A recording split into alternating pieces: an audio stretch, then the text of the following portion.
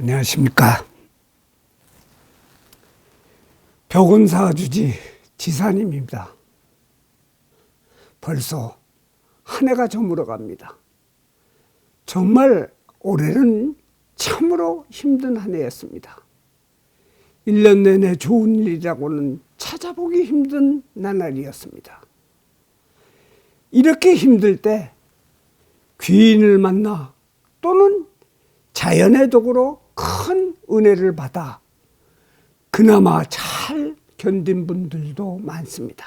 그런데 그 은혜가 다 자기가 잘나서 또는 운이 좋아서로 착각하시는 분들이 많아 오늘의 아차 몰랐네 그것을의 제24화는 배은망덕하지 말고 은혜를 지키면 큰 복을 받는 이야기로 시작할까 합니다.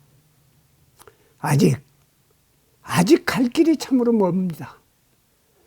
저는 이 유튜브 제작하는 데 있어서 기획부터 원고, 제작, 제목 등 모든 세부안을 제가 직접 함으로 일주일에 한 편 올리는데도 시간이 부족합니다. 게다가 상담도 해야 하고 기도도 하고 나와 딱 맞는 기도법 작성도 해야 하고 또 어려운 불자님을 찾아다니며 하는 일들이 너무 하는 일이 많습니다.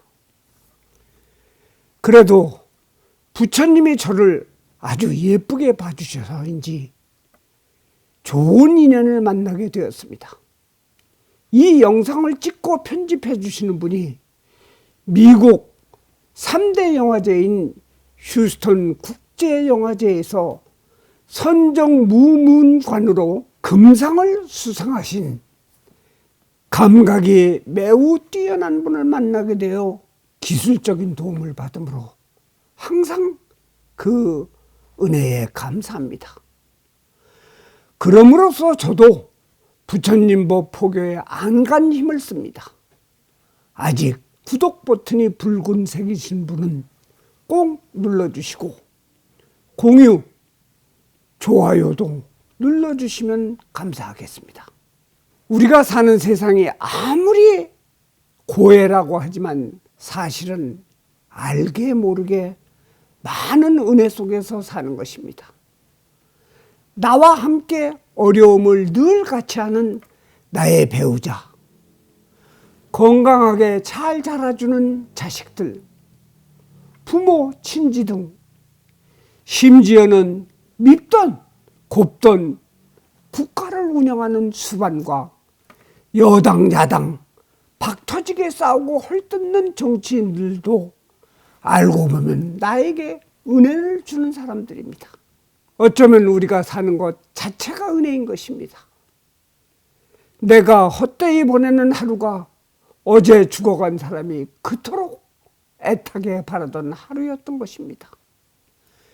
그러니 정치, 사회, 가정 모두에게 은혜를 받는 것이 매우 중요한 것이라는 것을 잊으면 안 됩니다. 사랑도, 친구도, 효도도 무엇이든지 은혜이고 의리입니다. 옛날 아주 몹시 가난한 선비가 식솔들이 전부 굶어 죽을 지경에 이르자 친구에게 도움을 청하려 한양으로 떠나게 되었습니다. 무작정 길을 나서 몇 날, 며칠을 걷다 보니 밤에 산속에서 그만 길을 잃게 되었습니다. 그때 멀리서 불빛을 발견하고 찾아가 보니 큰 기와집이었던 것입니다. 여러분들, 그 다음은 여러분들도 잘 아는 뻔한 내용으로 전개되어 있지만 한 번쯤은 더 들어보시길 바랍니다. 그래 문을 두드리자 절세계 미인이 나와 맞으며 안으로 들어오라고 하여 저녁상을 내오는데 정말 진수성찬인 것입니다. 다음날 선비가 떠나려 하자 그 여인은 선비의 소매를 붙들고 하루만 더 쉬었다 가세요 하는 것입니다. 선비는 그렇게 그 집에 주저앉아 종일 진수성찬에 저녁에는 한 이불 속에서 생활하기를 어느새 달포가 지나자 갑자기 직걱정이 되는 것입니다. 하여튼 남자들은 이렇게 늦게야 직걱정을 합니다. 그것을 눈치챈 그 여인은 걱정 마세요. 이미 선비 집에 먹을 것을 많이 보내놓았습니다. 라고 하는 것입니다. 그 후 몇 날을 더 머물다가 집으로 떠났습니다. 그런데 이 선비가 집에서 배부르며 두어 달을 지난 자 그 여인의 모습이 눈에 아른거리기 시작하는 것입니다. 보고 싶어서 견딜 수가 없는 것입니다. 다시 행장을 차려 그곳을 향해 떠났는데 가는 도중에 오동나무 밑에서 노인이 부르는 것입니다. 여보게, 나는 하늘나라에서 온 사람인데 지금 자네가 찾아가는 여인은 천년 묵은 구렁이가 둔갑한 것이네. 이제 자네가 가면 잡아먹으려는 중이니 그 집에 가서 뒷문으로 몰래 들어가 방 안을 들여다보면 알 걸세. 그러고 방에 들어가게 되면은 밥을 차려올 테니 먹지 말고 입에 물었다가 그녀를 향해 탁 뱉어버리면 당신은 죽음을 면할 것이네 하는 것입니다. 선비는 말 그대로 뒷문을 통해 들여다보니 진짜 구렁이가 맞는 것입니다. 그래도 다시 앞문으로 들어가 보니 예쁜 그녀가 맞이하는 것입니다. 그리고 정말 밥상을 차려오는 것입니다. 그래 밥 한 숟갈을 입에 넣고 잠시 망설이다가 꼭꼭 씹어서 삼켜버리는 것입니다. 그러자 그녀는 선비의 손을 잡고 어찌 밥을 뱉지 않으신 것입니까? 하는 것입니다. 저는 구렁이로서 선비님이 저에 대한 의리를 생각하고 죽을 줄 알면서도 삼켜버린 덕택으로 오히려 저는 승천하게 되었습니다. 하고 사라진 것입니다. 이 설화는 구렁이인 줄 알고도 진한 은혜에 대한 고마움으로 자신의 목숨을 걸은 의리의 이야기인 것입니다.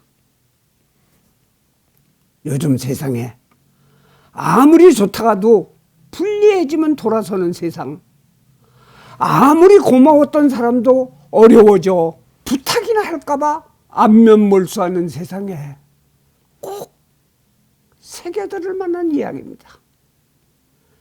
내가 한 일도 언제 했냐 하며 배은망덕한 사람이 사회 지도자라면은 백성이 불안한 것에 앞서 오히려 그 배은망덕한 사람들이 긴긴 밤을 잠 못 드는 것입니다. 부처님의 주치이신 지아바카가 의사 수업을 받을 때입니다. 그의 스승은 어느 날 망태기를 하나 주면서 말하기를 지금부터 돌아다니면서 풀 중에 약초가 아닌 것을 10가지만 골라오라고 이야기를 했습니다. 이것이 의사 수업의 마지막 관문인 것입니다. 그는 몇 날 며칠을 돌아다니다 그만 빈 망태기를 들고 왔습니다. 화가 난 스승은 웬 빈 망태기냐 하고 야단을 치자 스승님, 세상에 약초가 아닌 것은 하나도 없습니다. 그러자 스승은 마지막 시험에 합격의 종을 울렸다고 합니다. 세상에 약초가 아닌 것이 없듯이 존재하는 것은 어떤 것이라도 쓸모와 가치가 있는 것입니다. 어제는 좋다고 칭찬하다가 쓸모가 다한 것 같다고 토사구팽한다면 오히려 당한 사람보다 버려버린 그가 오히려 더 잠 못 이루는 것입니다. 한 해가 저물어갑니다. 우리 주변에 감사함을 표하며 은혜를 지키는 세상이 되기를 바랍니다. 코로나도 은혜, 경제난도 도약을 위한 은혜, 선거 결과도 은혜, 우리 모두 은혜를 다시 볼 줄 아는 안경이라도 하나 사서 쓰기를 바랍니다. 세상의 폭군도 독재자도 매국노도 살인자도 모두 나쁜 것만 한 것은 아닙니다. 그들도 은혜를 베풀었고 그 은혜를 받은 사람이 잘못 판단이라고 자기 합리화를 하며 등을 돌려 원수로 삼는 사람도 많습니다. 그래서 옛말에 원수는 모래에 쏟고 은혜자는 돌에 새기라는 말이 있습니다. 원수도 용서하고 포용하던 바람에 모래가 날아가는 것입니다. 그러면 지워지겠죠. 하지만 은혜자는 돌에 새겨두면은 언제나 나의 마음속에 남아있는 것입니다. 장자 외편에 보면 각각 쓸모 있는 것을 찾아서 쓸모 있다면 만물에 쓸모없는 것은 없습니다. 또한 각각 쓸모없는 것을 찾아서 쓸모가 없다면 만물에 쓸모 있는 것은 없다고 했습니다. 지금의 우리 처지, 은혜가 없었다면 존재할 수 없는 것입니다. 경전 대지도론에서 은혜를 아는 것이 대비의 근본, 그런 사람이 사랑과 존경과 마침내는 불도를 성취한다고 했습니다. 불자 여러분, 은혜를 갚는 한 해가 되시길 바랍니다. 감사합니다. 성불하십시오.